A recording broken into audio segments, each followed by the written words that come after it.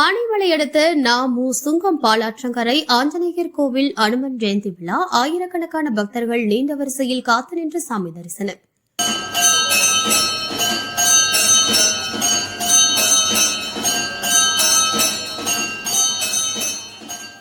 ஆனைமலை அடுத்த நாமு சுங்கம் பாலாற்றங்கரை ஆஞ்சநேயர் கோவில் மிகவும் பிரசித்தி பெற்ற கோவில்.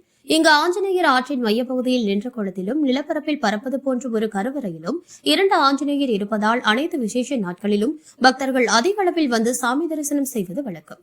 இந்நிலையில் இன்று அனுமன் ஜெயந்தி விழாவை முன்னிட்டு அதிகாலையில் சர்வகாரிய சித்தி யாகம் நடைபெற்றதனைத் தொடர்ந்து ஆஞ்சநேயருக்கு 18 வகையான மூலிகை திரவியங்களால் அபிஷேகம் ஆராதனை நடைபெற்றது.